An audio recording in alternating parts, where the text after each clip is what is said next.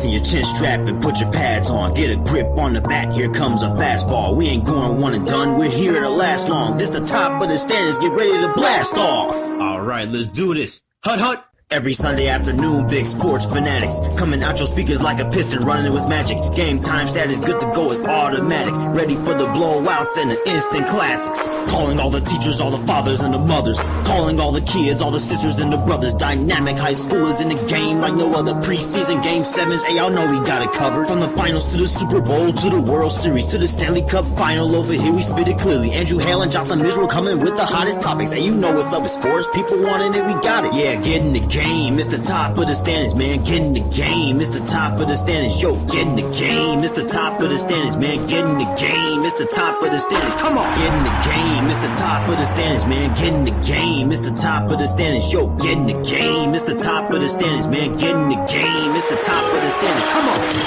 Yeah, top of the standards. That's what it's about, baby. Let's go. Yeah, season 2 is here, baby. Yes, Jotham Israel and Andrew Hale, we're back and better than ever. Yes, we got a ton of sports to talk about, as always.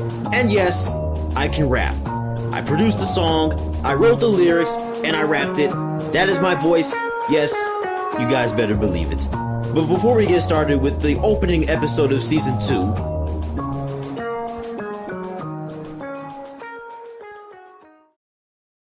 alright, Jotham, today's the day. The first time the Lions and the Bears are facing each other since the, I guess, infamous DeAndre Swift drop.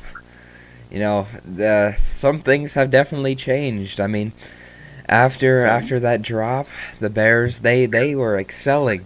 After that drop, you know, the Lions, I think you could consider a drop in their season.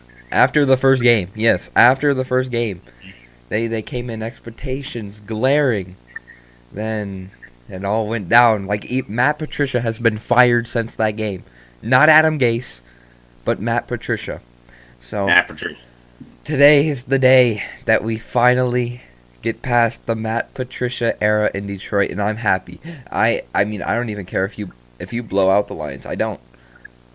No, that's not going to happen. Trust me. Not with our offense. This is going to be like a 13-10 type of defensive rock fight. I'm talking blue and blue rock'em sock'em robots on the football field. It's going to be a defensive slugfest. But hey, who knows? You said it earlier when in week 1, the Lions make Mitchell Trubisky look like Tom Brady. Yeah. So, I mean, who knows? And it was in Detroit week 1, so I guess home field advantage. But dude, honestly, it's tank time. It's tank time for us. For both of us. The season's over, dude.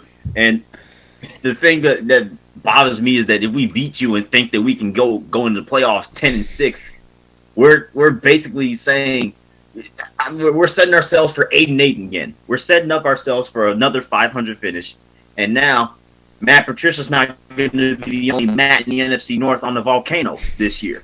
It's just going to... this is going to be so bad. This is basically the battle of the dumpster fire franchises. Very true. But, hey, I think we can talk about this whole NFL situation right after we talk about what happened yesterday in college football, because college football yesterday was literally insane. I mean, insane. We saw Coastal Carolina knock off the team we thought could get into the college football playoff, and I love it. Coastal Carolina, BYU, game of the year, in my opinion. We need some more of these, man. I mean, people don't even know much about Coastal Carolina. All they know, if they even know what college baseball is that they won a college baseball championship. Yeah. That's pretty much all people know, if they even stumbled upon college baseball. But college football, they're like, who is this Chanticleer? Huh? What's this? Everybody's looking at the rankings like, this team just keeps rising and rising and rising. Who are these dudes? And then earlier this year, we were looking at Louisiana, looking at them like, oh, look at how high Louisiana is. And, you know, Coastal Carolina came into that game at Louisiana unranked, beat Louisiana when they were ranked. And everybody's like, who's Coastal Carolina? Then they got to the rankings, and here we go. It's been an uphill trend from there. And they even got some merchandise game going. You see the t-shirts that they was trying to sell for both sides, bro? Mormons versus mullets. What? Dude, this has to be the next big college football rivalry if they're going to be talking about this. They got to do some home and homes, bro. We want to see it. We want to see it, bro. I hope they do. There were big implications on the line, and that showed because that game last night was my ideal football game. It was tough defense, and the teams were both very evenly matched. I mean, you don't see that too often when teams are literally they were probably even. They were 100% even. I loved every second of it. It brought all the aspects to it. There were missed PATs. There were fights at halftime. Basically, It felt like an offensive shootout. I mean, BYU, they scored 2 plays into the game that got called back for holding. So I was like, this game is going to be good. And that's what it was. I mean, I loved watching that game and those types of games when teams are evenly matched and it's an offensive shootout, defensive slugfest. I love it. I love it so much. Yeah, it really is good, especially when the game is decided by 1 yard. Literally 1 yard, dude. That was such an amazing finish. If Zach Wilson would pull that off, I'm talking like 90 yards in like 50 seconds, bro. I was like, the fact that Zach Wilson even put them in that position, they were 1 yard away, dude. He looked real good. I think he will definitely be a top 10 pick in the NFL draft coming up because he. Thanks for Zach. I know you would enjoy that because he looked good because he looked very athletic. He looked like he can move out of the pocket real well. He even hurdled someone. I mean, usually, who was that for like Mississippi State last year? There was a quarterback who went flying. I don't know why quarterbacks think it's a good idea to hurdle. I don't know, but they do, and sometimes it works, sometimes it doesn't. But nonetheless, Zach Wilson, he is very good, and I think he's definitely going to be playing for an NFL team this next coming year. It seems like ever since T.J. Hawkinson hurt himself on that hurdle, it seems like you have been so critical of hurdling football. It's not the smart thing to do. You want to play it safe. You want to play it safe because we saw what happened to T.J. Hawkinson. Sometimes it doesn't work out, and you get a concussion, and you're out for the next 3 weeks. Yeah, either I'm gonna run past you, or I'm gonna run through you. Yeah. I'm not going to try to consistently run over you, like literally over. I'm not gonna because that you get clipped on the right foot. You get one little touch on the right foot, you are 180 degrees away from landing on the crown of your head, and I am not risking that. Not when I can truck stick you. But yeah, dude, that wasn't even it. We also, there wasn't too much other action outside of Coastal Carolina BYU, but man, there was a lot of implications because Texas A&M and Auburn, which I thought should have been a night game, that could have very well have been the end of the Texas A&M hype, but the Texas A&M hype lives on because, well, they're basically 2 games away from putting a lot of pressure on this playoff committee for who they're trying to put in. Yeah, it's very real quick on Auburn. It's kind of disappointing. This feels like how they perform every year. They start off with very high expectations and then they slowly. It's weird. I think they should be better. I really do. But Texas A&M. I mean, sure they beat Auburn, but can you beat teams like Alabama, Clemson, Notre Dame? I don't think so. Even Ohio State.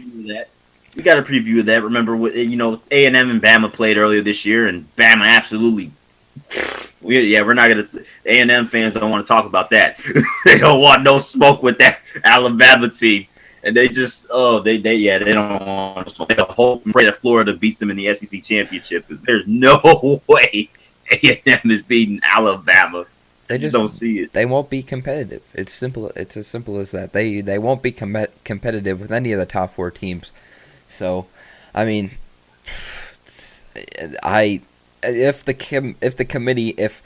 Clemson loses and Ohio State loses or whatnot, and Texas A&M gets in, It's definitely going to be very interesting. Texas A&M of all teams.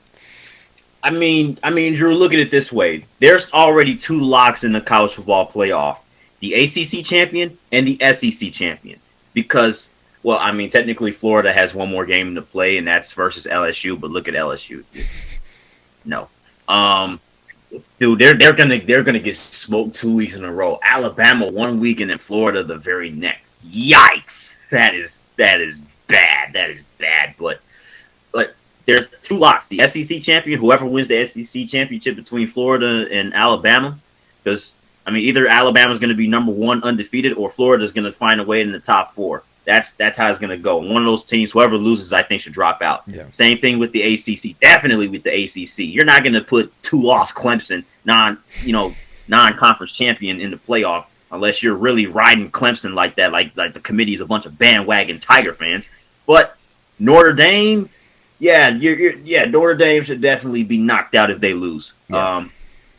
But yeah, ACC champion, SEC champion, and then if Ohio State wins out and gets to the threshold, look, all eyes on Michigan, first of all. To be determined.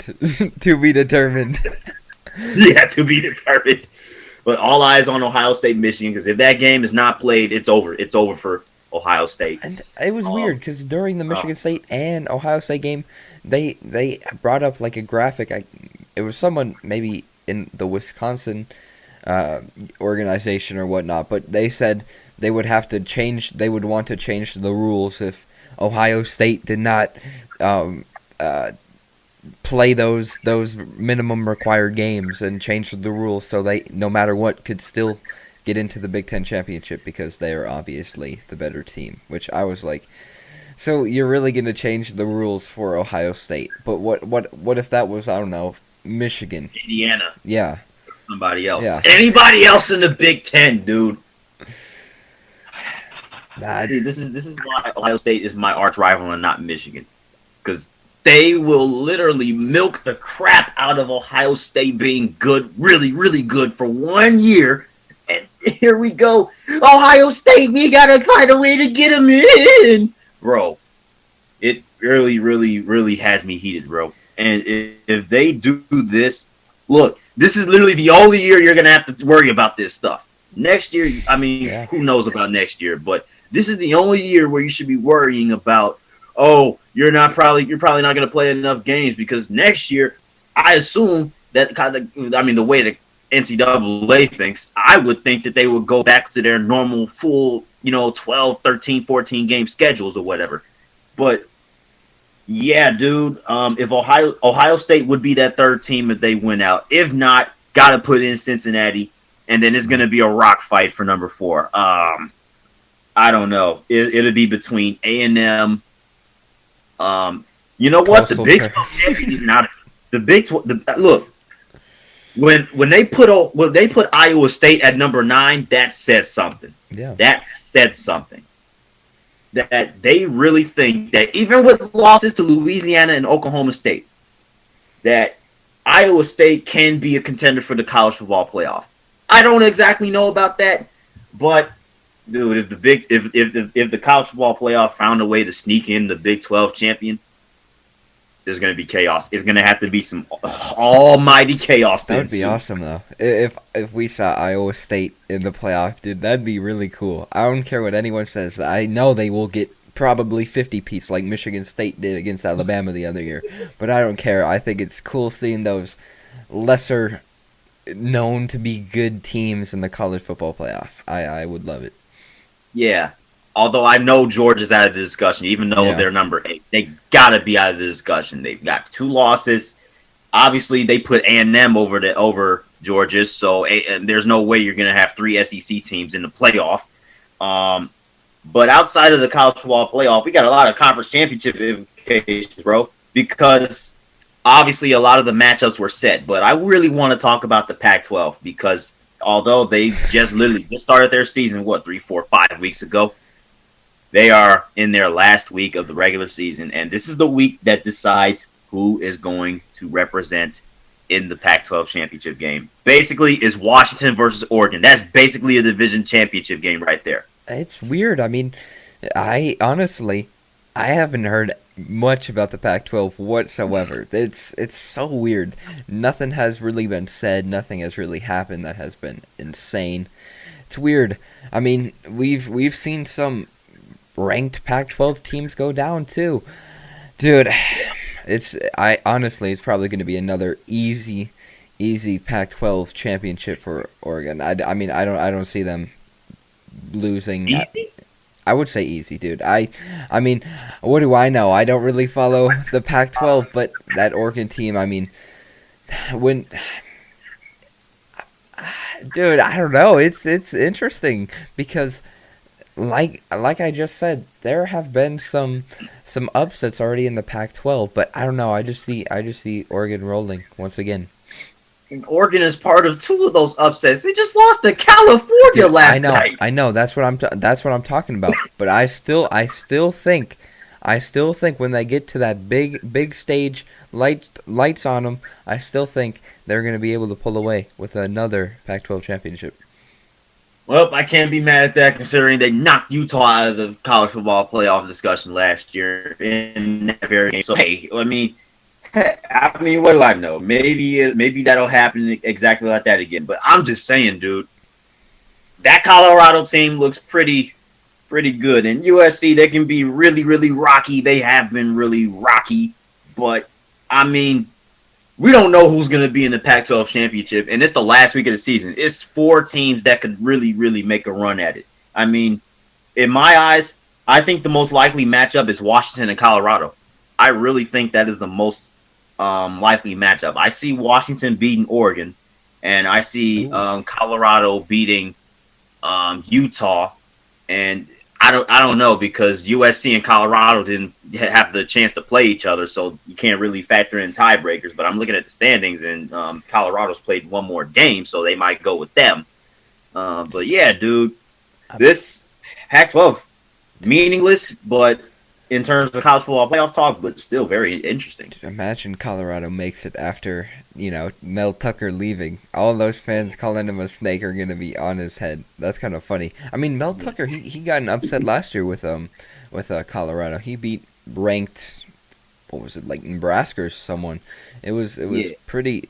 It's pretty interesting. I mean, the Pac-12, anything can happen, but I see Oregon. I see Oregon coming out clutch as they usually do. I couldn't tell you a player on their team. I know they got upset, but hey, when you're on the big stage, things happen. Yeah, one last thing about this week though, man. How about the Indiana Hoosiers, bro? Yeah. How about those Hoosiers?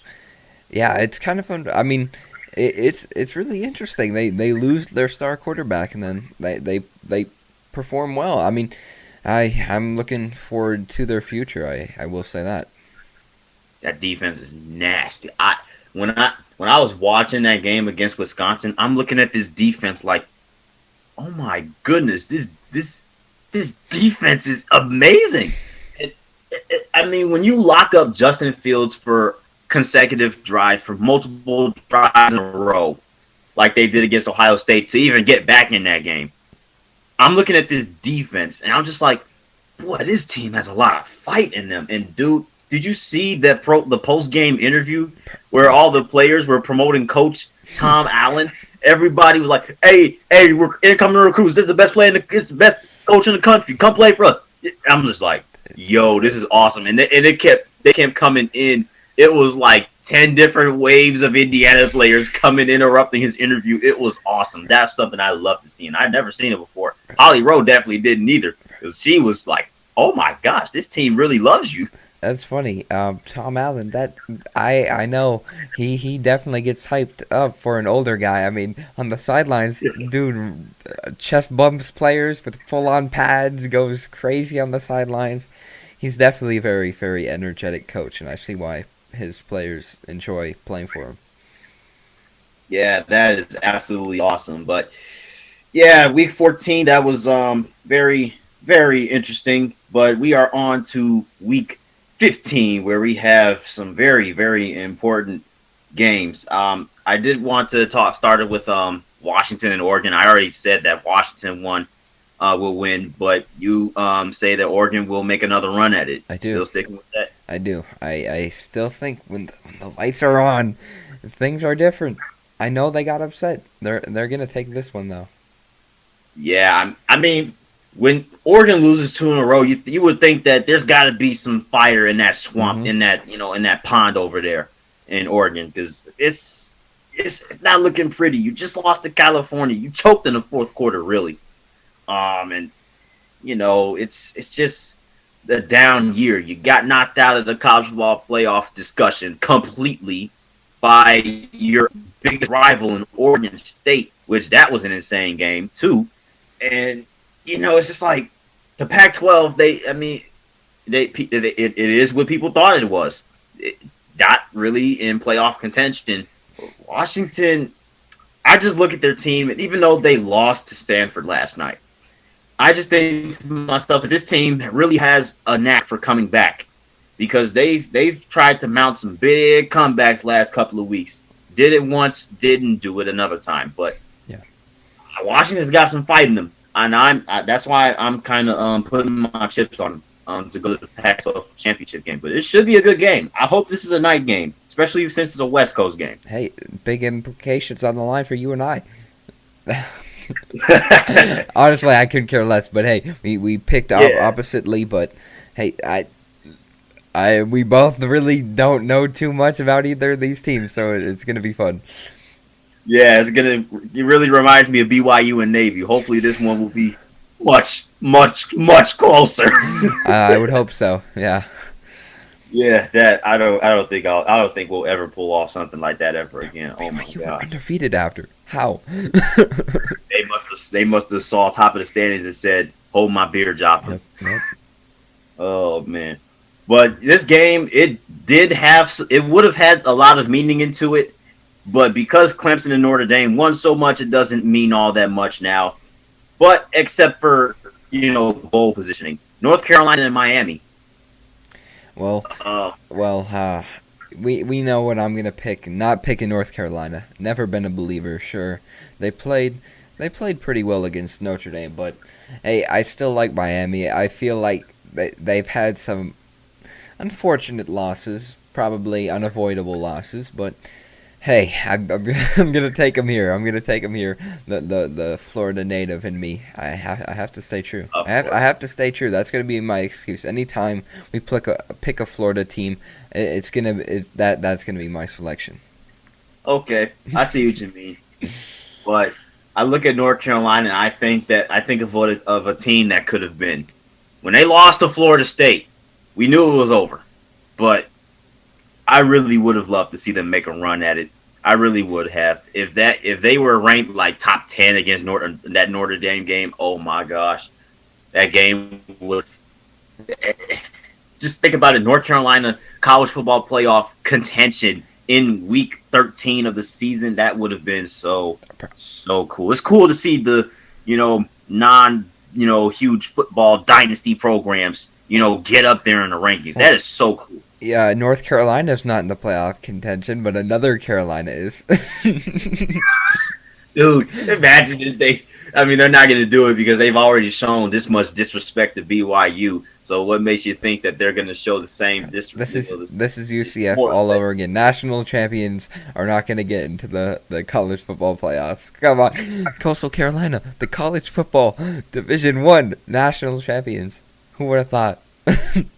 If Clemson wins the national championship, they're going to have another season where one group of 5 team is the only undefeated team in the nation. That would be absolutely insane. Legitimately undefeated. Yeah. I'm not talking about those 3-0, 4-0, 5-0 teams. Like legitimately undefeated, because Coastal Carolina has played 10 games and they've won all of them. Yeah. Currently. So, yeah, that should be that's exciting, but going back to Miami, yeah, I'm not picking North Carolina in this one. I'm sorry.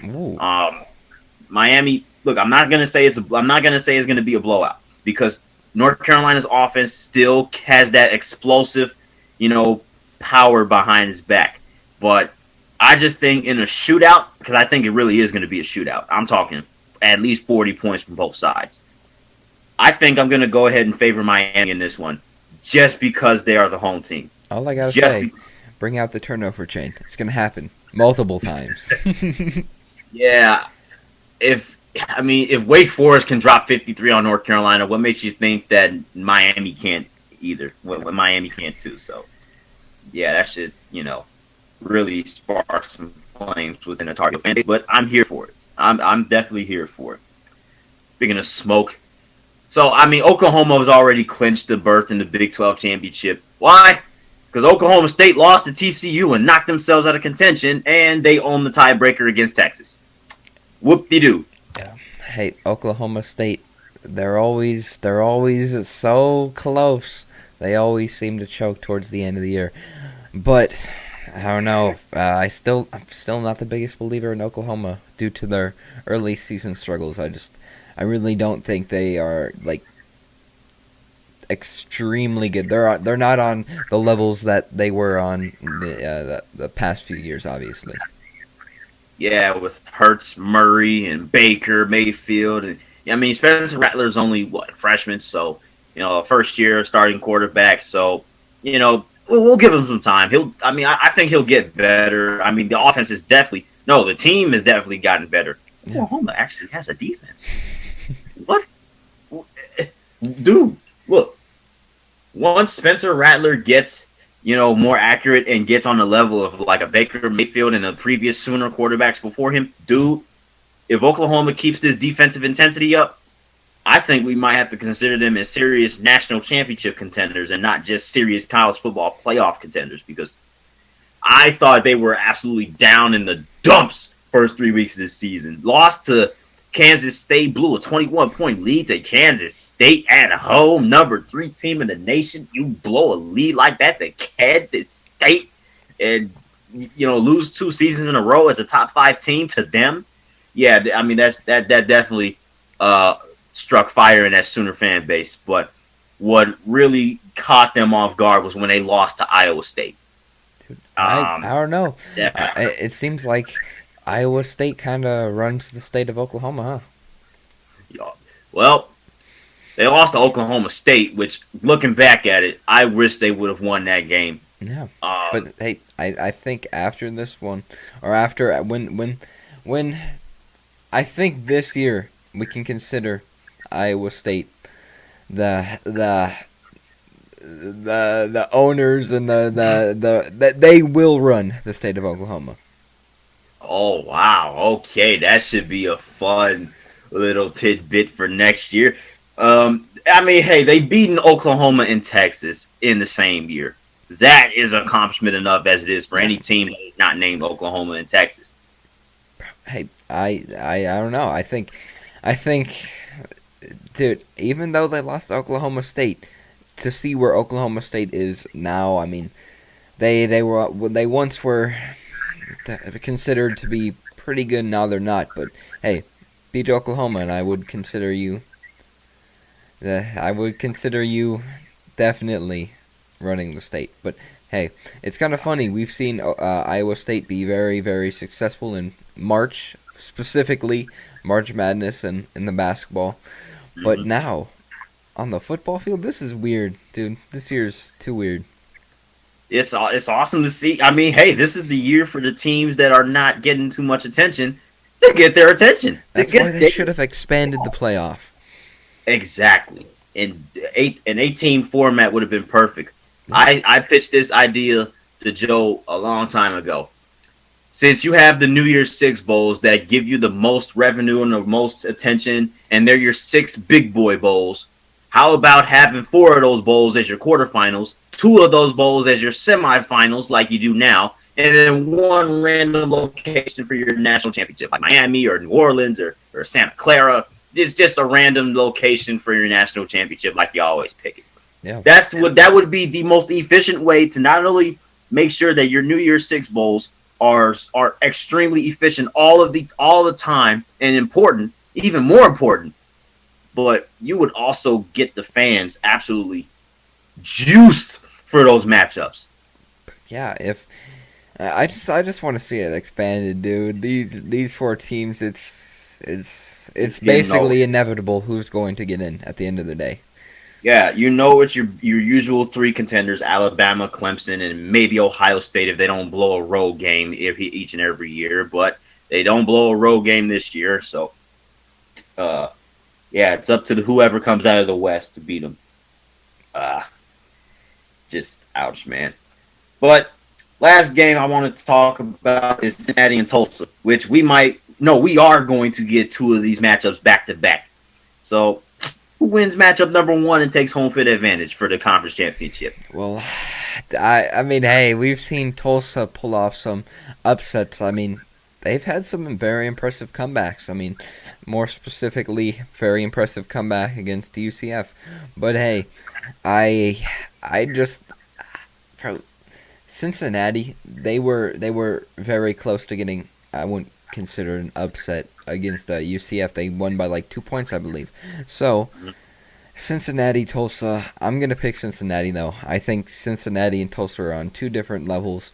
I just don't see Tulsa being able to come back on that Cincinnati defense. Even the Cincinnati offense is really, really good. They're going to be good in the next few years as well. I don't see them losing this one.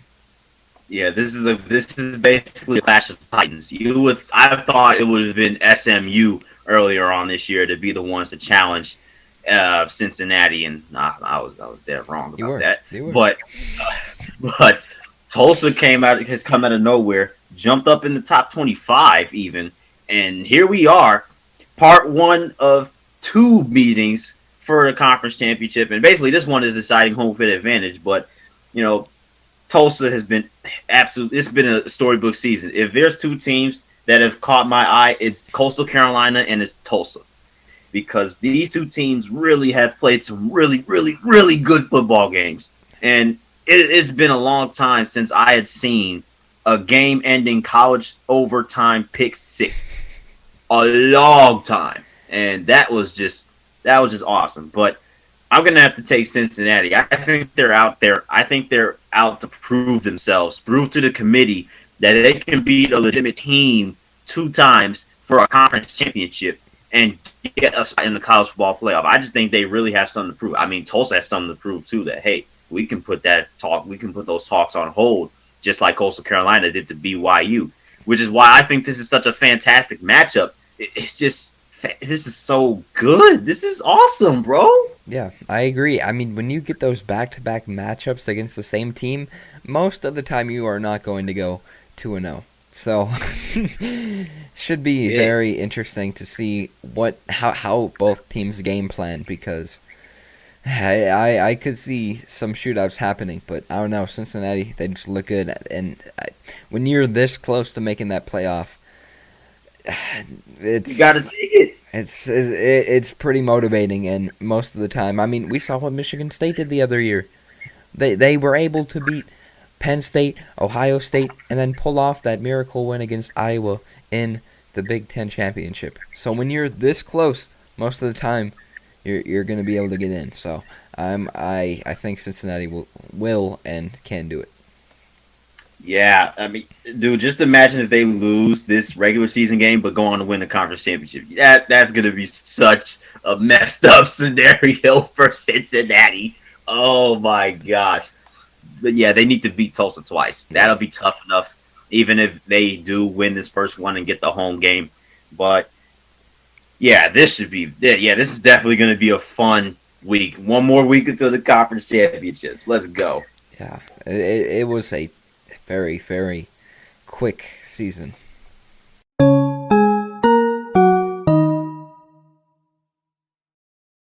Dude, I think we have to talk about this past NFL week because, in my opinion, I think some teams really had some.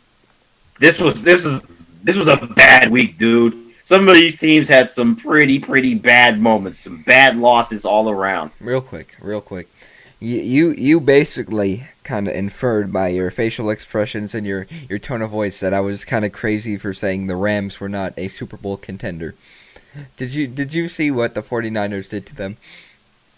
This is why they are too inconsistent to ever contend with the Super Bowl, especially this year. When you lose to the 49ers C team. I mean, they got Richard Sherman back, so at least they have that, but still no George Kittle, no Jimmy Garoppolo. And telling Yo. you, they are too inconsistent to be that next level team. I mean, they got to the Super Bowl the other year, but like I said, I think they need that one more offensive threat, and that's what they needed. That's what they needed last week. Yeah, that was yikes, man. I don't get it. Why is the NFC so inconsistent? I mean, not even the New Orleans Saints are a big favorite. I mean, we've seen them fly in the regular season, and look what happened in the playoffs the last 3 years. They absolutely just got their hearts snapped. I mean, snapped. It's so So I'm scared to put my chips on the Saints just because of that. Even with the team that they have now. If Taysom Hill is starting the quarterback in the playoffs, I don't know. I just don't know. That's a roller coaster. It really is. But it's weird because I was thinking to myself, I was like, what team is like really really good in the NFC? Because the AFC, we have some really really good teams that are going to go to the playoffs and possibly make a run. In the NFC, it's up in the air. I mean, still the Lions could make the playoffs. Who? the Lions. Yeah, 9-7. I don't want to see it though. I don't want to see it though. Because you know you're going to get clapped by whoever's the 2 seed in the NFC. That would just be so stupid. You literally, I mean, rightfully so, fire your coach and GM, and then you make a run to the playoffs and then get destroyed. I'd reverse tank. Yeah, 100%. I would rather tank than reverse tank. 100%, dude. Just do it. Just do what you do every year. Lose, please. Yeah, speaking of things that I got horrifically wrong. Oh my gosh. What the heck happened to the Las Vegas Raiders? Bro, Yeah. I did not see that coming. Dude, I didn't either. I didn't even like see the score of the game till it was like whatever. Like the Raiders only had 3 points in like the fourth quarter. I was like, huh? What happened, dude? It's weird. It is definitely weird. The Falcons have those like they almost beat the Bears. Remember, like they get out on top in these teams and then they just choke. This time they completely and utterly destroyed the Las Vegas Raiders. Yeah, this was. I don't know what to say. I really don't. I did not see a game like this. This was a fan base silencer because the Raider fans. And the Raider, the people that really supported the Raiders like I did, we were riding high because we were all like, oh, they took the Kansas City Chiefs the distance twice. No other team can say that. And, it just goes to show, I've got to say it again, consistency in the NFL. And games are not won on paper. Just because the Falcons actually still have a really good team. It's just that they just can't put it together in the form of wins. I think they need a new quarterback, though. Yeah, I mean, I think it's time to move on from Matt Ryan still. I mean, stop fooling yourself with, oh, we got late season success. Well, oh, maybe you could carry over the next season because that's what got Dan Quinn fired. So, don't fool yourself with Matt Ryan. I think he's done. You got to stop getting statues in the pocket nowadays. You need to dig in that draft. You know what I'm saying? Do something else. Very, very true. But yeah, that was a horrific loss for the Raiders, and if they miss the playoffs, I'm looking back at this game like this. You guys definitely needed this game. I mean, they still control their own destiny. Got the Colts on the schedule, got the Dolphins on the schedule. Still control their own destiny, but they better piece it together soon. This was ugly. This was ugly. And one thing that I got wrong that I'm not gonna defend myself, but I know I picked the Broncos against the Saints, and I'm completely fine with that selection because it was fun to watch a quarterback that has never played quarterback in like 4 years, run around the pocket and throw more interceptions than completions. So I was just hoping for that one little ounce of magic and the Broncos to somehow beat the Saints. It didn't happen, obviously. I feel like the game definitely should have been a lot more lopsided, which is interesting. Yeah. But, hey, that's why I picked the Broncos. I thought there was a little bit of chance there. Yeah, I mean, sometimes I feel like 31-3 wasn't enough because at that first half was actually somewhat competitive. Yeah. I mean, Broncos defense kept it close.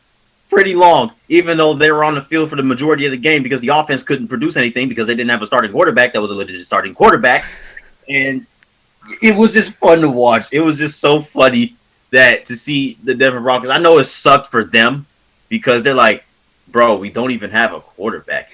But, you know, guys like Von Miller were making fun out of a bad situation. That was awesome to see. Everybody was like, hey, let me be quarterback of the Denver Broncos, including yours truly. And it was absolutely insane. They even got a piece of memorabilia in the Hall of Fame. They got his wristband and put it in the Hall of Fame. So that's pretty cool. Oh, my goodness, dude. Instant classic moment. Who would have thought that somebody would put something in the Hall of Fame in this season of all seasons? Pretty cool. Oh, wow, that is cool. But you know what's not cool? You know what's not cool? When you have an offense like the Arizona Cardinals and you get killed with penalties, your offense is inconsistent because of those penalties, and you lose to the New England Patriots. Yeah, it's annoying. I just want to see the Patriots be put down. Because every time they're at, like, their lowest points and everyone's like, oh, their season's over, they get, like, a win over a big team. So, someone, please, for the rest of the season, just please, put them down. Put them down. You know, they got the Bills on Monday Night Football in Week 16, so that could be the dead game. I could see that being a steal game too. That's why I just want some teams to have some very, very easy wins over the Patriots. Come on, please. Yeah, it's probably not going to be easy, man, because I mean that team still got a lot of fight in them, and it's just like they don't go away. They just don't go away. But I'm not even mad that the Patriots won. I'm more mad that the Cardinals lost. How do you lose to the New England Patriots like this? It was more of a defensive slugfest, so I guess I'm proud that their defense is stepping up to the occasion and, you know, not allowing points all over the place. But I'm just like, dude, the Cardinals aren't good against the Patriot tree, the Patriot line. They lost to the Lions and the Patriots. That's basically the Patriots twice. So winning field goals too. So, I mean, outside of the the Belichick line and the Patriot tree, I think they'll be good. Yeah, that was. I mean, we'll see what happens when they dig deeper into the NFC West because they still got to play the Rams twice and the 49ers again. So that should be very interesting. Yeah. But dude, I thought Chiefs Buccaneers was going to be an absolute blowout when the first quarter ended. Tyreek Hill had like 200 yards receiving in the first quarter. I'm like, oh, freaking crap. This might get nasty. And the Bucs you might look at the Bucs like, this team is not a playoff contending team. But then they come back. They tried to mount a comeback, and they almost pulled it off. If they would have gotten some more points, and by that I mean they had that one drive where they threw an end zone and a red zone interception or something like that, and that killed the momentum. But they clawed back. But then again, that freaking defense. When you put your defense on the field in the last 2 minutes of a football game against Patrick Mahomes, you're most likely not going to get the job done. Yeah, you're most likely you're not. And it's funny, a game's getting bad when you get a ESPN alert saying record close to being broken. They were already sending out notifications for Tyreek Hill potentially breaking the yards record. Obviously, didn't happen, but it was a definitely solid, almost comeback win by the Buccaneers. It was very, very close. It could have happened, but Tom Brady likes to air those basically hand punts, arm punts. That's what he does. Deep balls, interceptions. They gotta stop getting off to these slow starts because they're not gonna win games against true teams like this. Now I think they'll win out. I don't think they're gonna lose another game in the regular season because they got the Falcons twice. Then they got the Lions, and then they have another team that is not really that good. The Lions should have waited to fire Patricia after the game against the Bucks, because we remember what happened the other year. The Lions were actually able to beat the Patriots. So there might be like I don't know, they might be stealing plays. Obviously they're not stealing plays, but hey, if that's what you got to do to beat the Patriots, that's what you got to do. Nonetheless, I definitely agree. I think the Buccaneers will probably, most likely, and will win out. Yeah, but you know who won't win out? Definitely not this team. Definitely not this team. Or this actually, I could see this team winning out. I could definitely see this team somehow winning out, because that's what the Lions are. They are too inconsistent. They are terrible, and they're terrible enough to win out. Who would have said terrible and win out in the same sentence? I will, because it's the Detroit Lions. Anything is possible. Yeah, but back to the Chicago Bears. It's time to pull the plug on Mitchell Trubisky. It's time to pull the plug. I'm sorry. It's time to fire. I'm sorry. I was about to say Matt Nagy, but hey, who knows that Nagy's on the hot seat. I was gonna say. I was like, this already. That's kind of crazy. They need to restructure that offensive line. They have got to get rid of Mitchell Trubisky. That is priority number one. And there is a reason why. Look, I have a 10 on, but it's not for Mitchell Trubisky. It's for me. Okay, fans? I am not wearing a Mitchell Trubisky jersey right now because of this very reason. The dude is not our long-term quarterback. Wow, dude. That Sunday night demolition of the Green Bay Packers, that sums up the season. That pretty much summed up the season. We were frauds all year long. It was so bad to watch, bro. And the pregame show, they were hyping up Mitchell Trubisky like it feels like a different Mitchell Trubisky. Mitchell Trubisky, he's really prepared, got a lot of energy, blah, blah, blah, blah, blah. Dude, they made a meme out of his freaking pregame fire-up speech. Dude was looking at him in the huddle like, this dude is not it. Yeah. I saw the meme. I saw a meme of one of the defensive players or someone, like Mitchell Trubisky was talking, and then the Bears player in the background was like, huh? Terrible, man. I don't know who has it worse, us or the Eagles, because the Eagles are pretty bad. That is a very good comparison. Very similar situations. I don't know. Probably you, because the Eagles did just win a Super Bowl, but they have Jalen Hurts and potentially could do something, but the Bears, they have a little bit older Nick Foles. Yeah, I mean, it was nice to get Foles in there, but I think he's gone. Wow. Too. So you think it's going to be clean house? Just get everyone out. I mean, unless we're going to try to draft a quarterback and season him behind Nick Foles might have to go. I mean, I like Nick Foles, don't get me wrong, but he's just probably not fit for this organization, with considering that the situation that they are in. Yeah. Not applicable because like that. The Bears, you're right. They really haven't rebuilt. Like they really haven't. Sure, they've had some pretty terrible years, but they've also had some very good years in the past decade. So I don't think they've like officially rebuilt and cleaned house. So I think that may be the best option to do at this point. But hey, if you want to keep Mitchell Trubisky in there for the rest of the NFL, I'm here for it. Actually, I'm not, because today he's gonna look like Tom Brady, John Elway in their prime. He's gonna look like all those players combined in their prime. He's gonna look like every NFL great in their prime today against the Lions. You know what? I think that's a good way to lead into picks. Let's go ahead and pick these Week 13 games, starting with this matchup that we have always been talking about for the past 50 minutes. Lions-Bears. This is the dumpster fire game of the week. Yeah, it is. And like I said, literally, Mitchell Trubisky is going to look like every single Hall of Fame quarterback combined. Every single one of them. Dude's going to throw for 500 yards, 5 TDs. It's going to happen. That's just how he is. He plays like a Hall of Famer against the Lions, and it's not fun.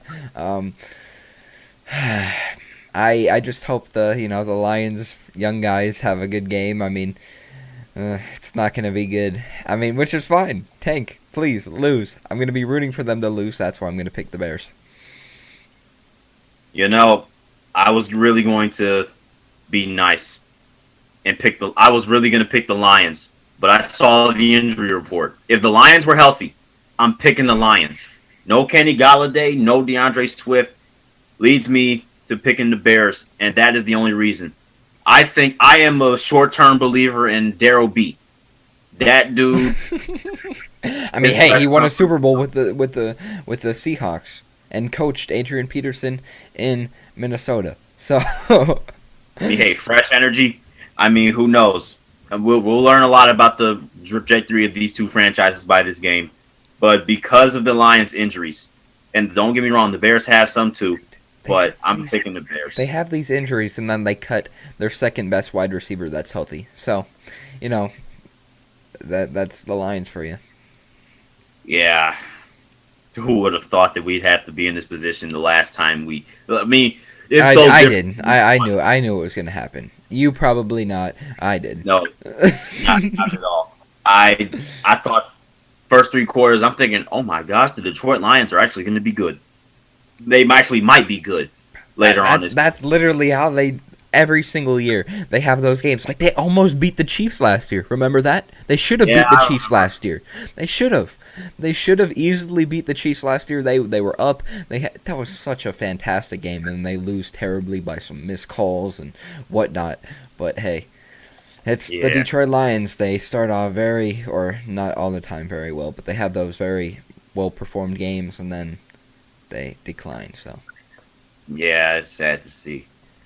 But speaking of franchises in decline, we got the Atlanta Falcons hosting the New Orleans Saints, but the Falcons are in anything but a decline after that beat down of the Raiders, and obviously they're going to meet the Saints for the second time in 3 weeks.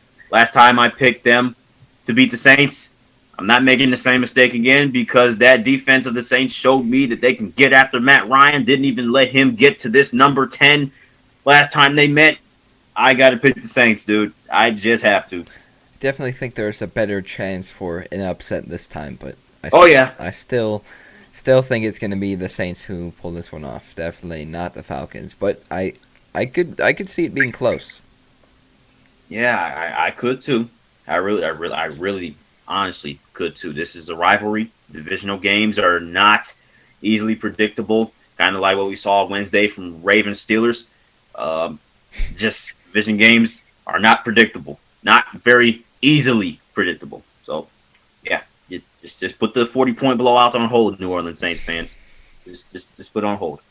All right. Speaking of, the Cleveland Browns and the Tennessee Titans have the same record. They are both 8-3. No, not 3-8. 8-3, which means they have 8 wins and 3 losses. I love it. Huh? I love it so much, dude. I like it. Oh, that's so cool. I'm gonna pick the Titans though. I'm sorry. But I don't know. The Jadeveon Clowney had knee surgery, so out for the season. So who knows? Maybe Nick Chubb will have a day. I don't know, but I think today will be a fun game for Derrick Henry. I just see him running down the Browns' throat. But hey, who knows? I'm gonna take the Titans though. I do think. I don't know. It might be close. Who knows? I mean, hey, Myles Garrett is back for the Browns. True. That is very true. So, I mean, and it's rainy out there. It's really rainy. Like I'm assuming that's why you said it's going to be a fun day for Derrick Henry because both teams both of their running games are really good. So it's going to be fast, running down your throat kind of game, and it should be fun. This should be a fun game to watch. I agree. I definitely will enjoy seeing the outcome of this one. Dude, imagine if the Browns. Oh my I gosh. would be fine with that too. I'm rooting for both teams to have fun today, not a winner Yeah, for them to have fun. yeah, and I'm picking the Titans too. But man, I would love to see the Browns win this game to improve that they can. Because look, the Browns have won some really bad weather games. They've Yeah. won these. I mean, just look at the Raiders game. That game was insane. You sent me a video of that field goal at the Raiders. It absolutely that thing swerved like a Lamborghini on a highway, bro. Like it was absolutely just whipping out there. And so yeah, the Browns definitely have experience with bad weather games this year. So Yeah. I mean, Titans can't really say that, but hey, we'll see what happens, man.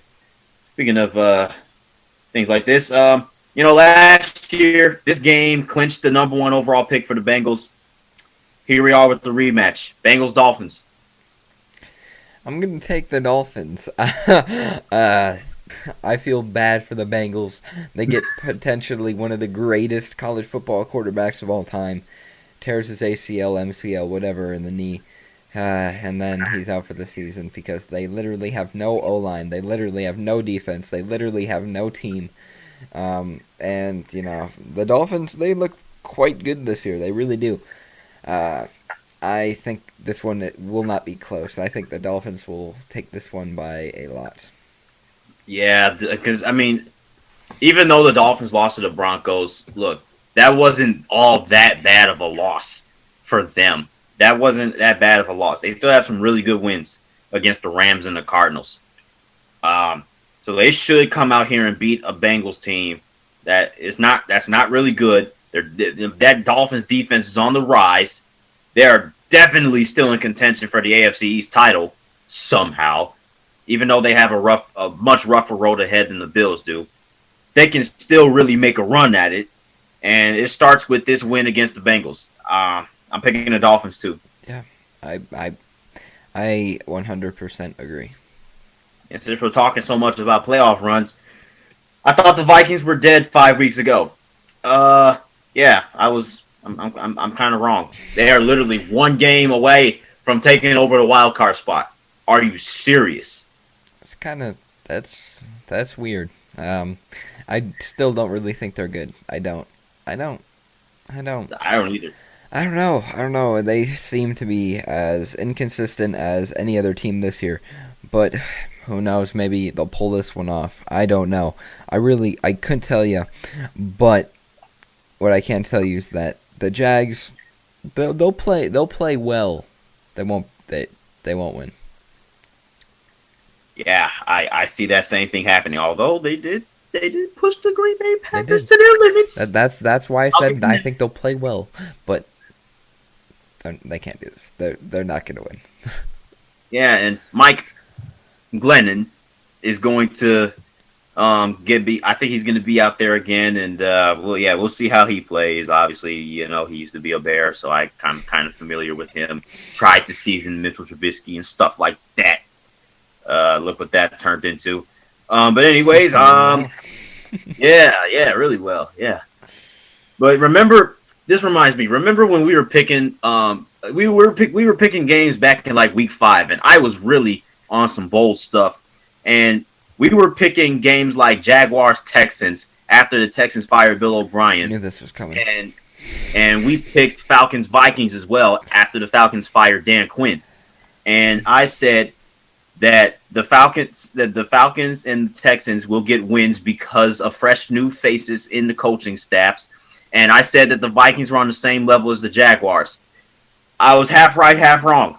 The records definitely don't prove that they were on the same level because Minnesota is somehow in playoff contention. But we shall see if I was really, really on the money with the fact that they are basically two teams down in the dumps. Yeah, it's kind of funny because both of these teams could easily have the same record right now. I mean, the Vikings, they started 1-5. The Jaguars are 1-10. So it could have easily been the Vikings 1-10 as well. So I'm gonna pick the Vikings though. I think, as I said earlier, the Jaguars will play well. They won't win though. They will not win.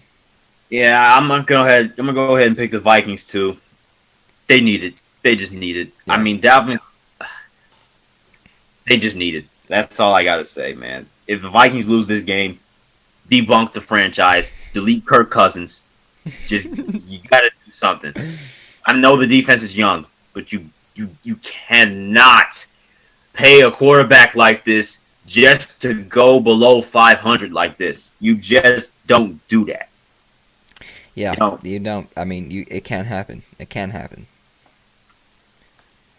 I'm calling bounce back. I am calling bounce back. The Raiders will beat the Jets, even though it's going to be a bit closer than I would have liked. I don't think the Raiders will stoop down to the lowest of lows and lose to the Jets. Oh, the Jets, the 0-11 Jets. I'm trying to see them go 0-16. So, for the rest of the year, we haven't picked the Jets once. I don't think either of us. I have. You have. Oh yeah, you remember did the 49ers, right? Yeah. No, not just that. The Denver Broncos too. Yeah. All right. I picked the Vikes, bro. So yeah, one of us has actually picked the Jets this year. I obviously have not because they are not good. So I'm gonna pick the Raiders, and I hope it won't be close for the Raiders' sake. Yeah, because last week it was bad, but the Falcons aren't as bad as the Jets. Not even close. This Jets team is bad, and if the Raiders even remotely have to go down and score a game-winning touchdown, if it even comes down to that, I'm going to be scared about this team's playoff hopes. If I'm a Raiders fan, I am scared about this team. I just want to see this team blow out somebody so I can regain confidence from that Atlanta thrashing. No pun intended. Yeah, I hope it happens today because I like the Raiders. I know you do as well. So, I hope today's the day that they have a nice, easy, clean win. But, it kind of scary. Speaking of nice, clean wins, I don't think the Colts are going to get that against the Texans, but I still think they'll still win the game. The Texans are on the rise, dude. Let's be honest. I mean, Deshaun Watson is having a really roller coaster season in terms of emotions and. I was going to say, he played the Lions, so let's not get too ahead of ourselves. That's an easy win. He beat the Patriots again. So, yeah, I mean, hey. I mean, the Texans, they're not tanking. They cannot afford to tank because the Dolphins own their pick. So, that they have no room for tanking. They might as well just put their guys in and win now. But this game against the Colts, it should be very interesting because the AFC South has always found a way to produce high-quality games over the past few years. And we've had different division champions, quite a few times, with the Colts, like mid-2010s and, with the Texans, certain years where they had J.J. Watt in his big prime, obviously Deshaun Watson coming along. Then you had, the Titans, making their case for, division champions. And obviously don't want to leave out the Colts either. Yeah. Again. So, yeah, I mean, this game is a trap game for the Colts, but it could really go either way. It depends on how the Colts defense handles Deshaun Watson. It really does. Yeah.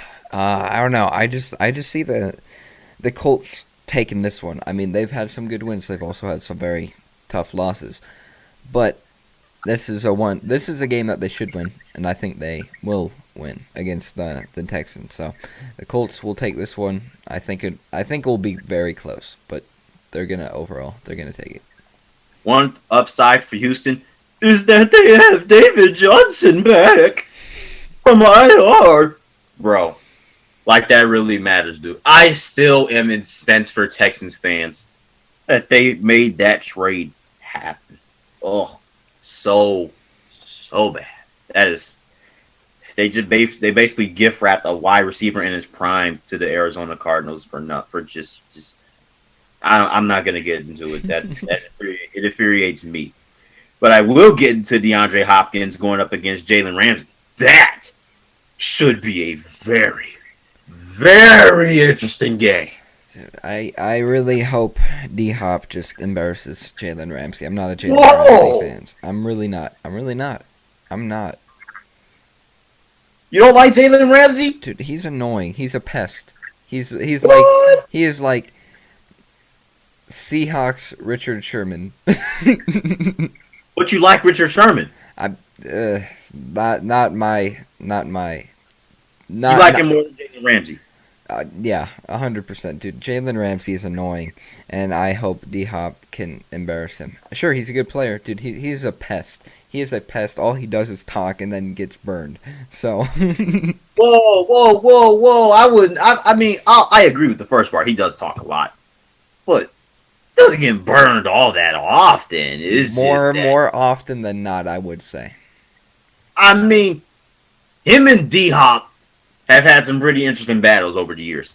And thank God they're division rivals again, because, that was gold what we saw in their Jaguars and Texans days. Now we get to see it in the NFC West. And you know what? In this first game, I'm going to pick the Arizona Cardinals. I am going to pick the Cardinals because, and it's not because I don't trust the Rams after losing to the 49ers. It's because I think that Cardinals offense will jump back into what we think they are and what we think they can be, even against this Rams defense. I just think that Kyler Murray is too elusive for Aaron Donald and Leonard Floyd to get to him. I think Kyler Murray is a bit too elusive for them. And I think that secondary outside of Jalen Ramsey, cancel out the Hopkins and Ramsey matchup. I think I'm taking the Cardinals receivers over that Rams secondary. And, I think... What I say? And, that's why I'm picking the Cardinals today. I would agree. Like I said, I think D-Hop will and should burn Jalen Ramsey. I want it to happen, dude. I want to see Jalen Ramsey get humbled, and today he will, because the Cardinals are going to take this one. I cannot believe you don't like Jalen Ramsey. I annoying. love me some Jalen Ramsey, He is man. annoying. He is too annoying. Dude, Dang. if you talk, sure, talk all you want if you can back it up. Most of the time, he gets burned, and when you talk and then you can't back it up, it's annoying. It's annoying. It's not the same situation as Marcus Peters, but I think Jalen Ramsey. I love me some Jalen Ramsey, man. That dude. The dude's awesome in my opinion as a football player. But we all have our own really good opinions. That's a really strong opinion of yours. Understandable too. You'll see. D-Hop's about to have like 200 yards. Yeah, I honestly don't think DeAndre Hopkins will have that big of a game because for your defense, he's gonna, for your opinion and your side of the argument, he's gonna get like 1 yard. No, I just think he's gonna give the yards to his other guys like Fitzgerald and Isabella and Christian Kirk. I think the other wide receivers are gonna have big games because all the attention is gonna be on DeAndre Hopkins, and double coverage might be in the discussion, even, but. Yeah, that's going to be a big game regardless. Whoever loses this game, wild card hopes are on life support. Big life support. Yeah. Because I think the Seahawks are going to run away with this division. Their schedule is easy lemon squeezy. And is it truly that easy though? Shoot, with the way their offense is inconsistent, only scoring 23 against the Eagles, and the way their offense played early on in that game, maybe not. But speaking of those Seahawks, they should have an easy one against Colt McCoy and the Giants. Giants are going to take this one. Won't be close. Kidding. Seahawks they most likely and probably, quite frankly, should win. If they don't, that's embarrassing. No, this is beyond embarrassing. Like, no Daniel Jones for the New York Giants.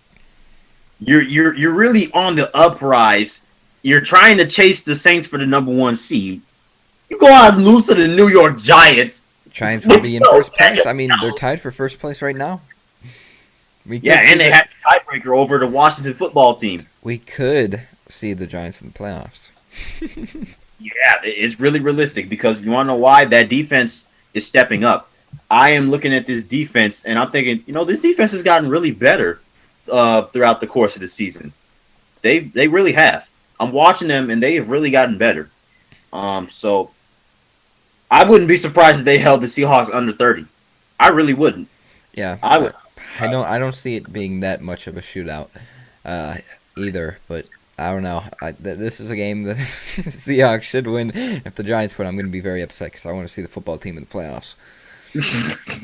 Yeah, me too. But speaking of games that teams should win, the Packers should definitely win this game against the Eagles, right?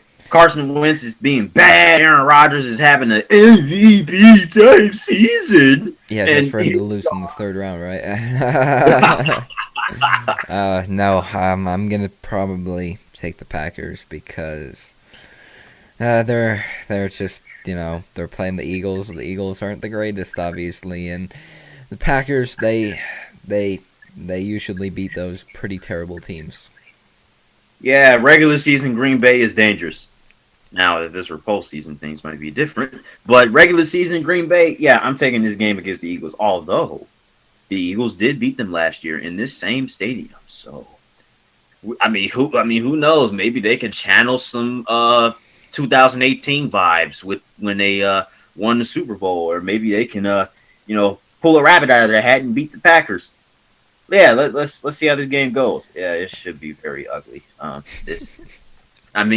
That if there's one thing that's gonna save the Eagles, it's got to be their defense. They got to stop Aaron Rodgers. And seeing as he torched the Bears defense, I don't know about that, Chief. I really don't. I really do not at all. Yeah. But this game is a bit more meaningless. I don't expect the Patriots to make a run, but they played the Chargers today. I hope the Chargers. I could see the Chargers taking this one because both teams inconsistent. But the Chargers, they should have at least like 6 or 5 wins, dude. They've been so close, and their defense has let them down. So today will be the day that the Chargers take this one. See, this is such a tough pick because the Patriots are good and the Chargers are good. I'm gonna have to go. I really have to put some thought. I really had to put some thought behind this because this is such a tough game to pick, even though both teams are below 500. Drum roll. But I think I'm going to have to take the Chargers too. Oh, no disagreement. Because I just think the Patriots are too inconsistent. They'll go out, beat the Cardinals, and then lose to the Texans, and then beat the Ravens, and then lose to. I don't know, man. I think I'm going to take the Chargers. The team is really good, and they're really good with a really bad record. That is very true. So I'm going to have to take the Chargers, man. I'm sorry. No disrespect to the Patriots and Cam Newton, but you're too inconsistent. This is why you're below 500. I agree, 100%. Just get out the playoff race, please. Yeah. Please. Speaking of AFC West, this is actually a Sunday Night Football game. I do not believe it, but Broncos-Chiefs on Sunday Night Football. You know what? Anybody picking the Broncos? Just a second.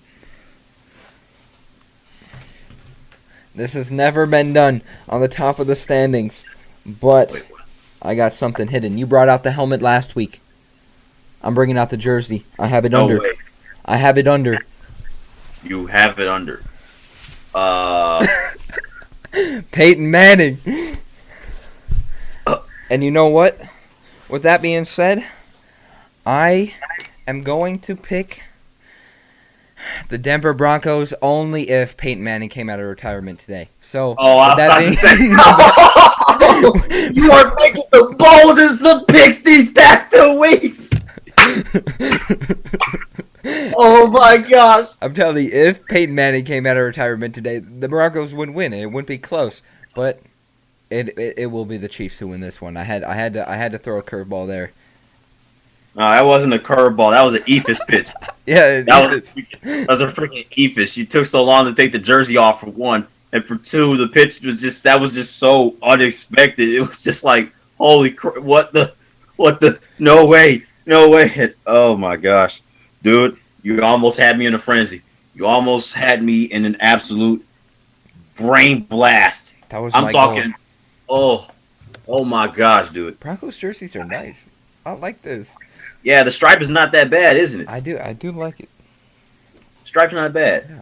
but I mean, I wouldn't dare to bet against Patrick Mahomes in Yeah, this game. no chance. Like I said, if Peyton Manning came out of retirement today, they would win. The Broncos would win if Peyton Manning came out and wore this jersey right here. They would win.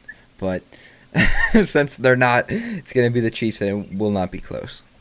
Yeah, I hope it's close. I hope the Broncos can pull off the upset just to make the game at least a little bit entertaining. Because on paper, this is absolutely atrocious primetime scheduling by the NFL. But yeah, I'm taking the Chiefs. I'm sorry. If this game was in Denver, I might be a slightest bit interested. But in Arrowhead, come on, man, just no. Yeah. However, this game should be a bit more competitive. How about the Washington football team and the Pittsburgh Steelers? I'm going to take the Steelers. They're going to improve to 12-0.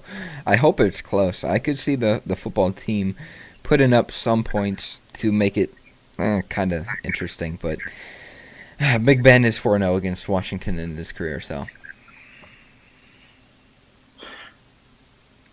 I'm going to pick the football team in black and gold. Because, yeah, I'm going to pick the Steelers. But yeah, I knew that was coming. I mean, I think the Washington football team has a realistic chance to win this game because A, the Pittsburgh Steelers literally just played Wednesday, and B, you know, they're coming off lopsided periods of rest. I mean, the Washington football team hasn't played since the last Thursday of November, and the Steelers just played 4 days ago. So that's not that much rest for the Steelers. Yeah. And Washington, they're not that terrible of a team. Don't be mistaken. Mm-hmm.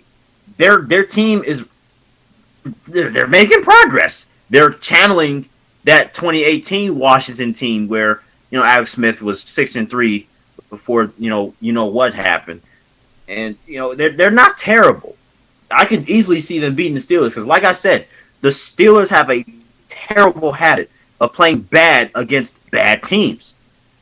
So I wouldn't be surprised if Washington even remotely made this close. Yeah, I hope that happens. I don't know. I mean, it's kind of crazy that the Steelers have a fantastic chance to go undefeated. It's so weird. Yeah, but you know what? There is gonna be a rough stretch to do so because they got 3 games in 12 days. They won the first one barely against my boy Trace McSorley, who threw his first touchdown pass. Stop disrespecting my boy Trace McSorley. He throws it on a dime and he doesn't even try. He's from Briarwood and he wears number 9. Let's freaking go. I was so hyped when he threw that touchdown, bro. My homie hit me up. He was like, bro, now they got their third string scrub. And I was like, hold on, bro. He ain't no scrub. Don't talk to my boy Trace McSorley like that. He ain't no scrub. You know he has the best completion percentage, minimum 3 attempts in the entire league. Oh, yeah, I was so hyped. Yeah, I'm so hyped, bro. But, yeah, I think the Steelers will win that game. But how about this game? This was a game that stood out to me when I looked at the schedule back in March, and it got more attention this week because the Niners are on the rise again, and their playoff hopes are back. This game against the Buffalo Bills.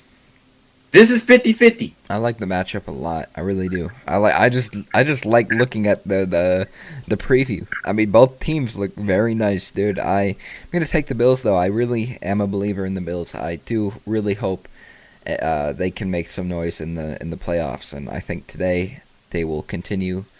I mean they've lost 4 straight on Monday night, but I think today will be the day, or tomorrow will be the day that they can finally get over the hump and beat the 49ers. I think I just like the Bills too much. I think they're going to take this one. It'll be very close. It's going to be very close. But I'm going to go ahead and take the Bills too. Look, the 49ers are back. I think their team got really, really good. That defense has found its old self again. Locking up Jared Goff the way they did, they might do the same to Josh Allen. But I think the Bills will have just enough.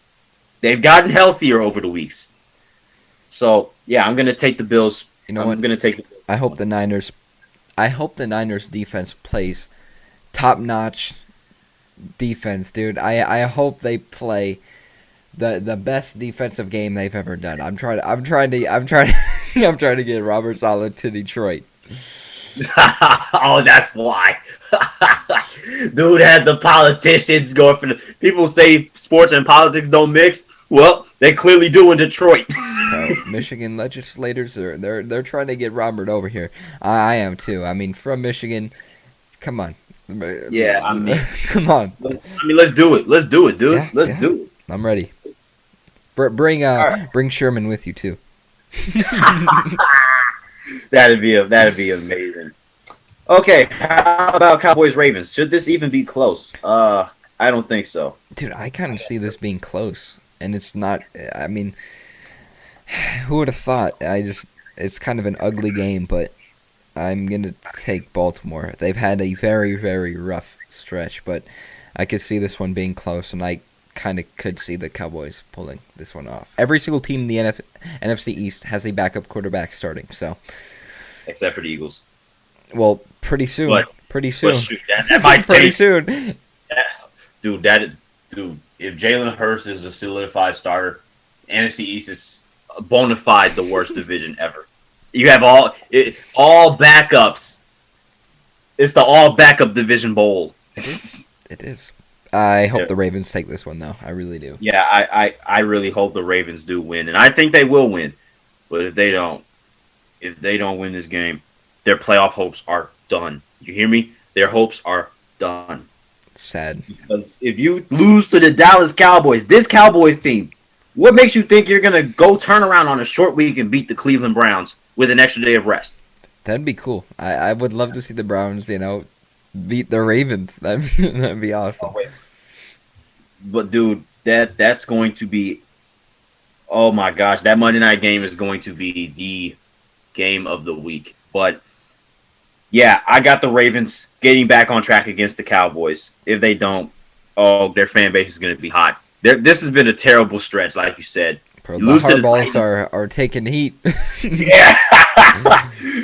John really did talk that smack against the Titans, though. That's what really killed this team's vibe. They didn't even shake the hands either. They didn't even shake hands. Man. Okay, last game for this week. This is actually a Super Bowl rematch. Patriots-Rams. Fun. Two very inconsistent teams. I'm going to take the Rams, though. Inconsistency that's somewhat consistent is better than inconsistent inconsistency. What? You know what? It made kind of sense. It made a little bit of sense. Yeah, it made some sense. I'll agree with that. I'm gonna take them too, man. I'm gonna take the Rams too. That they'll score a touchdown this time. Hopefully. Yeah, no, they will score a touchdown. Okay. No, you can book it. You can book that they'll score a touchdown. Okay. But yeah, that's picking NFL Week 13. Holy smokes, man! This playoff race heating up. Yeah.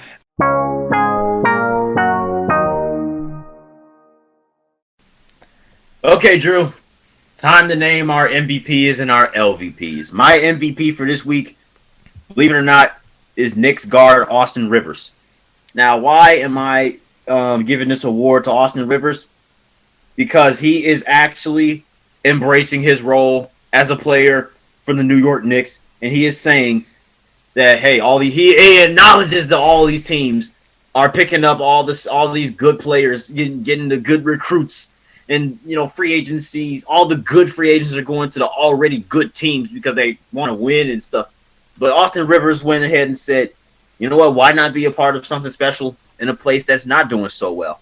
That earned my MVP award. Austin Rivers loves, obviously he is awesome. The dude is awesome. He's an awesome personality, first of all, especially when he plays against Doc Rivers, his dad. Those matchups are awesome. Did you see his dad? His dad literally told the 76ers to not go after him in free agency. Oh my gosh. He literally told the Sixers to avoid his son. That's sad, man. Why don't you want to coach your son, man? That's insane. But how about your MVP? Okay, so this week I'm gonna actually have one MVP and one honorable mention because two things really stood out to me. My MVP of the week. Most people don't really follow boxing, but I have been watching quite a bit, and this is a great story that I heard. Errol Spence Jr. About a year ago he got into a car crash, where he was actually thrown from his vehicle. So it was a terrible car crash. He got hospitalized. A year later, he comes back, and he wins the welterweight belt by unanimous decision. That just really impressed me. It was a great comeback story that I heard. If you haven't heard the story, go ahead check it out. But Errol Spence Jr., great story. A year later, after getting thrown from his vehicle, comes back, beats Danny Garcia, unanimous decision, wins the welterweight belt. And my honorable mention is Coastal Carolina. The entire team, that was just an impressive win. No one's really even considered them a good football program, and here they are, came out, beat undefeated BYU, improved to 10-0, and they're looking for a New Year's Six bowl. I think they'll get it. I do too. I think they'll get it. Now look, for Coastal Carolina, don't you come out here and get all this hype and all this attention and turn around and lose to Troy. That is the one thing I do not want to happen. Don't ride all this momentum and lose to Troy. I will understand if you lose to Louisiana in the Sun Belt Championship, but don't turn around and get upset by Troy. That's all I'm going to say about Coastal Carolina. But for now, really good win. Really good program. Awesome story. Yeah. Now for my LVPs. My LVP goes to Paul George. My LVP is going to Paul George. Why am I giving this LVP to Paul George? Because he threw Doc Rivers under the bus for what happened last season and their absolute collapse. That wasn't just Doc Rivers. That was a team choke. He talking about this dude is talking about the way I was being used. Doc was trying to play me as a Ray Allen or a JJ Redick. I'm like, talking about some all pin downs. You need some flow. You need mixes of pick and rolls. Okay, dude, I understand that, but you re-solidified your meme for a reason. You shot the ball poorly. You had the ball in your hands, trying to make your own plays, and you couldn't do it. Did you hear about him and Kawhi's conditioning? What they did last year, or not even conditioning? What like power they had over the team? Paul George and Kawhi. He said they didn't practice the whole year. What type of immaculate cap is Paul George on, bro? Because this dude, look, the dude, he's an all-star. But I don't know why he is so infamous in playoffs like this, man. Dude, I mean, when you're talking about hitting the side of a backboard in the fourth quarter of a Game 7, it could have been Kyle Lowry. No, that was Game 5. That still could have won in the championship. Yeah. But yeah, Paul George throwing his last year's team under the bus. That was not cool. He should have just focused on turning it around and just solely turning it around this season. That was not cool. That was not cool, dude. Yeah. So yeah, that's my LVP, Paul George. Okay. What about you? Mine is going to be handed over to number 15 or former number 15 Marshall because they lost to Rice. They were undefeated and they lost to Rice and they were favored by 20 plus. So, I believe that was the third biggest upset this year, only behind Maryland and Penn State when Maryland beat Penn State and someone else I can't remember. But it was Rice's first win over a ranked team since BYU in 1997. So, Marshall, you literally got blown out. You literally got shut out by Rice. Yeah, ranked 21st in the college football playoff rankings. AP says otherwise, differently, maybe even a little bit higher was Marshall. But and the thing about Marshall was their quarterback was going insane to start the season. He threw like 5-6 touchdowns in a game or something like that, and Marshall was going crazy. They threw 5 interceptions and they get shut out by Rice. Rice, freaking Rice. And you know who the ranked team they beat in 1997 was? BYU. That's hilarious. BYU lost yesterday. Rice. First win over a ranked opponent since BYU. That's funny. What a turn of events. That was absolutely just, I don't know what to say, man.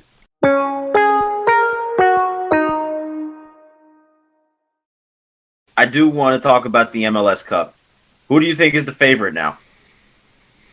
This is very interesting. I mean, dude, I'm trying to see. I mean, dude, all the teams I was rooting for, they got knocked out, dude. It's sad out here, but hey, I mean, Seattle, they look good, dude. It's gonna be quite a matchup. What about New England? We could get New England, but honestly, I want to see the Columbus Crew win it. Why? I don't know. I like their logo. That is my analysis for who is going to win the MLS Cup. It's going to be the Crew because their logo looks cool. This reminds me of when I was a fan of the Cleveland Browns. I just said the helmet just looks cool. Hey, who knows? Watch them win it now, and I'm gonna put that on a T-shirt.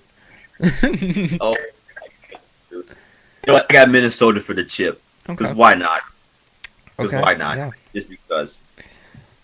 Although Seattle could really make a dynasty out of themselves, low key, but who 10 knows, out of 10 man. analysis over here. Yeah. Over here, top of the standings, picking our teams because why not, and because their logo looks cool. That's what we do over here. Yeah, that should be amazing. This should be an amazing Final Four.